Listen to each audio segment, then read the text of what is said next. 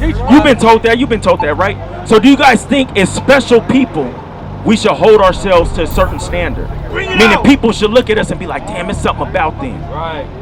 What do you think? You say not really? Okay, but now let me ask you this.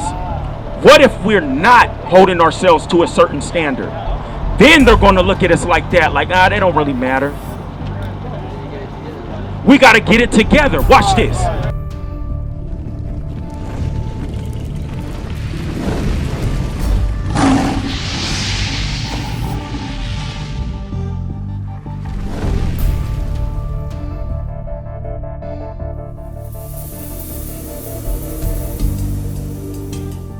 And it's specific. What day is the seventh day? You know? Because you said Sunday was the day for the Sabbath day. You said what day? You say Sunday is? You guys got calendars? Pull out your calendar on your phone. It's been in front of you the whole time. What's the first day of the week? You say first. Wait, Sunday. Sunday is the first day of the week. So the seventh day is what? And guess what? You were quick to say Sunday because you were lied to. They don't do this in the church. These are the lies. This is a sin that we commit, that we must come out of. Read. But the seventh day is the Sabbath of the Lord thy God. Now, on the Sabbath, watch what we got to do. Watch what you can do. In it, thou shalt not do any work. If you have a job, you got to work and pray to not work on that day, to take the Sabbath off. Read. Thou, nor thy son, nor thy daughter, thy manservant, nor thy maidservant. And guess what? If you got businesses, anything like that, give me no buying, Nehemiah. As well, they shouldn't be working on the Sabbath day. Businesses should be closed down. The food, the cooking we're doing, we shouldn't be doing that on the Sabbath day. Did you just find that right there? I'm going to show you what we shouldn't do on the Sabbath day. Watch this. It's the book of Nehemiah, chapter 10 and verse 31. So we're going over laws related to what? To the Sabbath day, right? This is a commandment that we could keep. Watch this. And if the people of the land bring ware or any victuals. So now it says that the people of the land, when I see Sinclair, the liquor store behind me, the Arco, it says that the people bring any victuals, anything like you got in your hand, my sister got's right here, right? On the Sabbath day to sell, that we would not buy it of them on the Sabbath. So what shouldn't we do on the Sabbath day? We shouldn't be buying or selling on the Sabbath day. Is that hard to do? That's not hard to do. That's an easy commandment. But guess what? Us breaking that commandment put us in the condition we're in. Right. You see that? One more commandment that you can keep on the Sabbath day. Hebrews. Watch this. On the Sabbath day, we always come together, just like the men you see. This didn't just happen. We didn't just pop up at this time and be like, hey, how you guys? I didn't know you were just coming. No, it was a commandment for us to come together. And also a commandment for us to come and teach our brothers, our sisters, the commandments of God, so that you guys can stand on this side and teach your people. Watch this. It's the book of Hebrews, chapter 10 and verse 25. Not forsaking the assembling of ourselves together. It says to not forsake the assembling of ourselves together. What does that mean? For us not to forsake the assembling. What does that mean? We got to gather. We got to come together. That's the only way we're going to overdo what's been placed on us. It says that we got to come together. Read. As the manner of some is, but exhorting one another. And that's what we're doing. We're exhorting you guys. Read. And so much the more. And so much the more. As ye see the day approaching. Because when we look and we see the signs from the Bible, we understand we got a short amount of time till Christ comes back. So you got a flyer? What you going to do with that flyer? You're going to read it and do what? No, you need to call and come together with your brothers. That's what you got to do. We got the number on the back of the flyer. Call and come and join with your brother. My sister right here. It says, as we see the day approaching, right here, watch. For if we sin willfully. Now, let's say we don't want to keep the Sabbath day. We don't want to keep the commandments. Let's say that we don't want to come together, right? That's it. That would be sinning willfully, right? Because you guys now learned the commandment, right, my sister? My brother right here. What are we going over? What day? What's it called? Let's see if you're tracking. We're going over the what? The Sabbath day, right? Watch this. For if we sin willfully, after that we have received the knowledge of the truth, there remaineth no more sacrifice for sins. And guess what? There's no more sacrifice. I'm going to show you guys Deuteronomy 7:6. Both you guys. I'm going to show you guys something real quick. How old are you, sis? You're 29? How old are you? You're 30? All right. Hey, watch this. I'm going to show you guys something real quick. My brother right here, my sister right here. You guys know you guys are special people? Wake them up. Did you guys ever been told that? You've been told that. You've been told that, right? So do you guys think as special people, we should hold ourselves to a certain standard? Meaning people should look at us and be like, damn, it's something about them. Right. What do you think? You say not really? Okay, but now let me ask you this. What if we're not holding ourselves to a certain standard? Then they're going to look at us like that, like, they don't really matter. We got to get it together. Watch this. It's the book of Deuteronomy, chapter 7 and verse 6. For thou art an holy people unto the Lord thy God. Guess what? You guys are holy to men. It's not about men. It's not about the other nations. It says that to God, we are holy people. My sister, you're holy to God.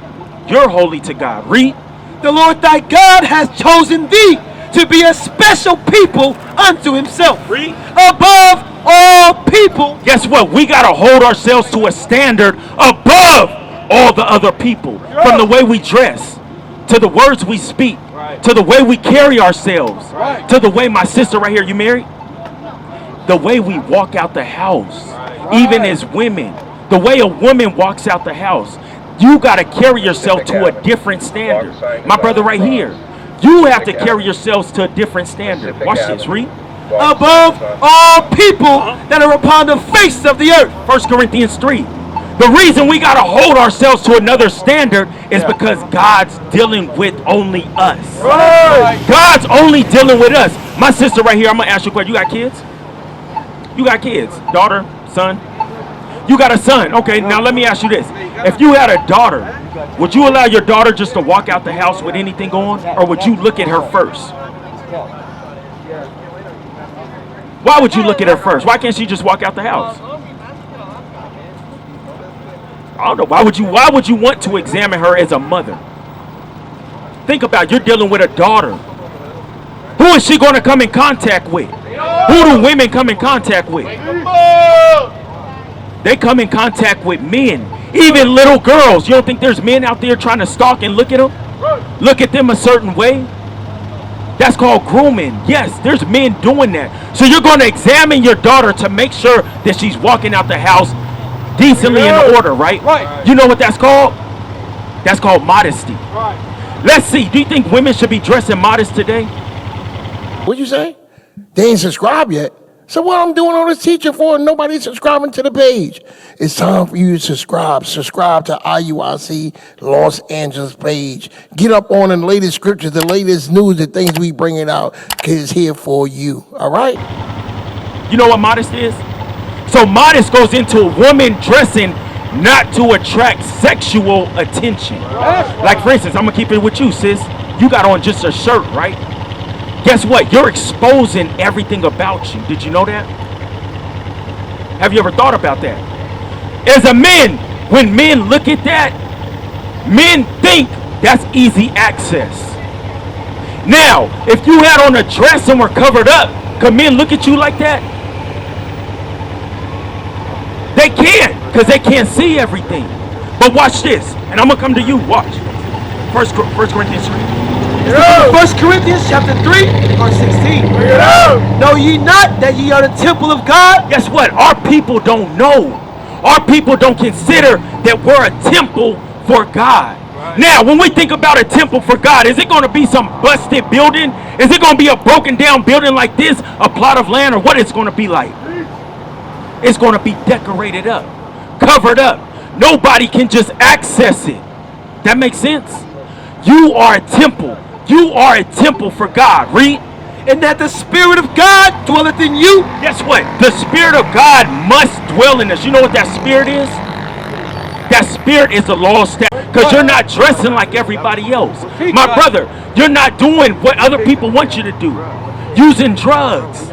We shouldn't be doing that. We shouldn't be putting that in our system. Because what is it going to do?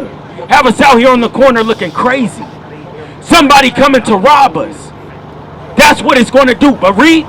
If any man defile the temple of God. Now guess what? If we choose not to hold ourselves to a standard when it comes to God, if we choose to put drugs in our bodies, if we choose to misrepresent God who called us, read, him shall God destroy. Guess what? God's going to destroy us.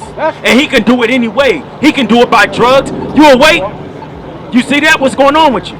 You hear? What are we going over? See that? Watch this, sis. Give me 1 Timothy 2. It's the book of 1 Timothy chapter 2 and verse 9. Read it out. In like manner also that the woman. That the what? The woman. We're dealing with the women right now, right? That they what? Adorn themselves in modest apparel. So sis, do you think modest apparel will be you coming out? You coming out in just a shirt? Do you think that's okay for a woman to do? Why not? Because God commands you not to. God commands a woman not to come out in just a plain shirt, but to wear modest apparel. Our women wore dresses. Our women covered up. Our women wore head wraps. Royal women. But due to us being enslaved, now they say that's okay to do. But you never been told you were special according to God. Read. With shamefacedness and sobriety. And guess what? Our women should be shamefaced. We don't have a lot of good examples of women being shamefaced today. But nowadays, women are what? All up in the man's face? Telling the man what to do? Barking back at him? Yelling at him? Always trying to get with that man what he got going on in other people's business? That's the women today. But what did it say? With shamefacedness. Women must be shamefaced and sobriety and sober. We don't have women who are holding those standards today. And it's not a hard thing to do, is it not? To cover up? Because if you don't cover up, guess what's going to happen? Guess what's going to keep happening? Violence is going to keep being committed amongst women. Right. Men are going to keep lusting after women. Right. Do you know by you dressing like that, sis, you can put other men in sin? You could put stumbling blocks before men. Did you never think about that?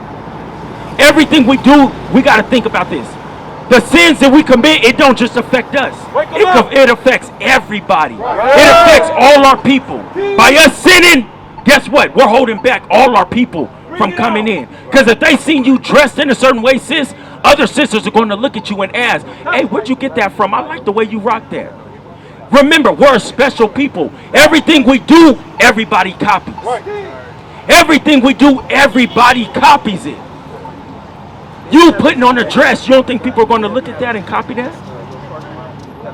If you put on a dress, you don't think if you had a daughter, she'll look at that and be like, you know what, my mom's dressing different. Mommy, I want to wear a dress. Mommy, I want to cover up. That makes sense, right? So what do you think you must do? Why must you wear a dress? Because it's what? It's in the Bible. It's a commandment for our sisters to do. That's a commandment for the women to do, to dress modest. That's right. That's a commandment. You dating? You married? Or I know you're not married. Boyfriend? No? Okay. Do you think that's all right with God?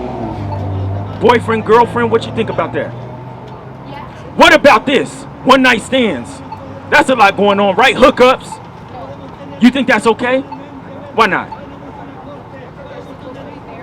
You say, where can we find the law of marriage at? You don't know? Watch this. You're on point. I'm just seeing where you're at. Watch this. It's the book of Hebrews, chapter 13, and verse 4. Marriage is honorable in all. Guess what the Bible said? That marriage is honorable. Now, think about a woman. When a woman goes to get married, what is she wearing? Look at that. On a special occasion, the woman puts on a dress. But nowadays, they say women can just leave in shirts. And guess what? Women even just wear leggings nowadays. That's not modest apparel. But it said what? Marriage is honorable in all. In the bed undefiled. It says when you're married and you're seeing somebody else, that's when the bed's undefiled. Right. That's called commitment. That's one thing that we don't do. We don't commit. Our people break everything. We lie, we deceive. We lie. That's what we do. But it said that what? Marriage is honorable in all, Before God, marriage is honorable. and the bed undefiled. But whoremongers, So now, if those people are dating or hooking up outside of marriage, what are they called? Did you catch it? Read it. but whoremongers What's that? Whoremongers. Read. and adulterers, What's an adulterer? Having sex without marriage?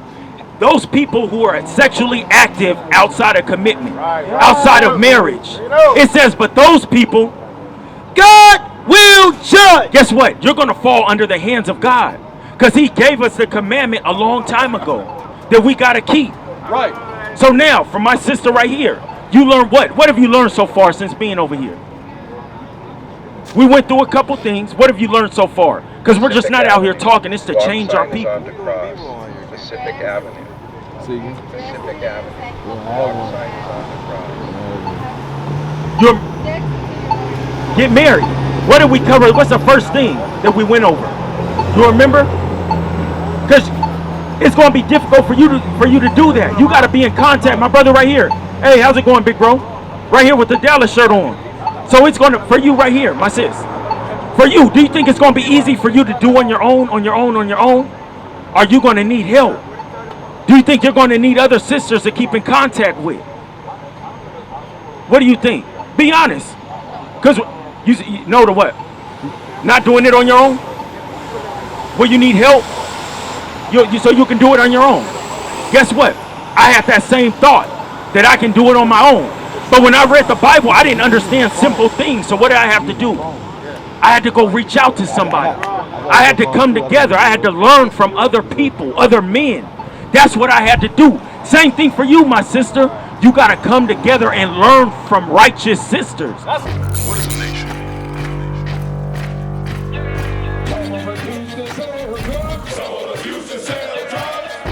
Nation is men leading by example.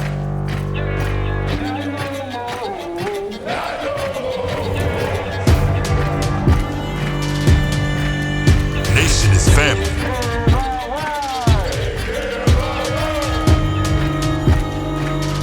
Nation is community. Nation is children with role models.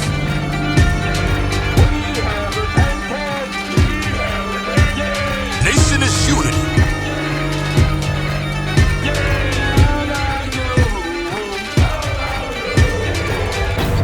Nation is you. And finally, my brethren, be strong in the Lord. His word